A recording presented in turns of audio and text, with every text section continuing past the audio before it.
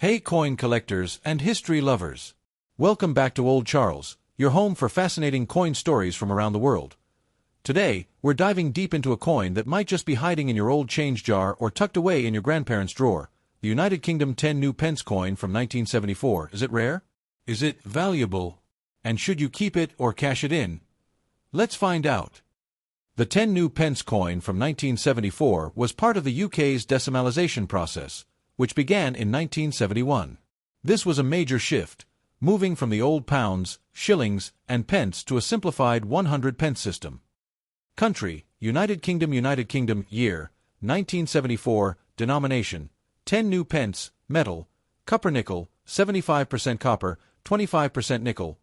Weight, 11.31 grams. Diameter, 28.5 mm. This coin was quite large, almost the size of a current-day $half, and had a reeded edge. It feels solid in your hand and was intended for daily use. But what makes the 1974 issue interesting is its position in the middle of the decimal coinage era. On the obverse, we see a young Queen Elizabeth II, designed by Arnold Machin. This portrait was used on UK coins from 1968 to 1984 and shows Her Majesty wearing the Girls of Great Britain and Ireland tiara. On the reverse side, we find a proud lion passant guard ant, the crowned lion of England. This heraldic symbol represents strength and royalty, and was designed by Christopher Ironside, who created many of the original decimal coin designs.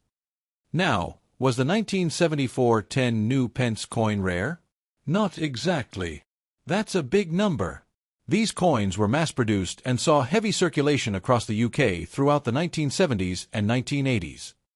But here's the twist. In 1992, the Royal Mint reduced the size of the 10p coin, and all the older, larger versions, including the 1974 coin, were withdrawn from circulation. So, although they're no longer legal tender, many were melted down or simply lost to time, making uncirculated or well-preserved examples more interesting to collectors today. Alright, the big question: how much is a 1974 10 new pence coin worth today? On-screen title ***, value of the 1974 10 new pence coin. If your coin is heavily circulated, with lots of scratches and wear, it's usually worth around £0.20 to £1, mainly for nostalgic or novelty value. In uncirculated or brilliant uncirculated (BU) condition, it can sell for around £2 to £5 GBP on platforms like eBay or with coin dealers. Circulated, £0.20 to £1 uncirculated, £2 to £5 proof sets, up to £10 plus if you happen to have a proof version, which was made for collectors and never meant for general use. It might fetch even more, especially if it's still in its original packaging. If you're a fan of historic British coins, the 1974 10 new pence is definitely a piece worth holding on to. It's a symbol of the early decimal era, and the artwork by Christopher Ironside adds to its charm. Look for coins with sharp details and no scratches. Store coins in dry, cool environments to prevent tarnishing. Use protective coin holders to maintain condition. Consider collecting the full set of pre-1992 large 10p coins. So there you have it, the story, design, and value of the 1974 United Kingdom 10 new pence coin. Not exactly a jackpot coin, but certainly a worthy piece of UK coinage history that's fun to collect, especially in high grade. To understand the 1974 10 new pence coin, we first need to take a quick trip back to the early 1970s, a time of big change in the United Kingdom's monetary system. Old British coins, pre-decimal, decimal day poster, February 15, 1971. Modern coin comparison. Before 1971, the British currency system was a bit more complicated, with pounds, shillings, and pence. £1 was equal to 20 shillings, and each shilling was worth 12 pence, that's 240 pence to a pound. This system had been used for centuries, but in the modern world, it was seen as outdated and confusing. Enter Decimalisation Day, or D-Day, which took place on 15 February 1971. This was the day the UK officially switched to a decimal-based currency, 100 new pence to the pound.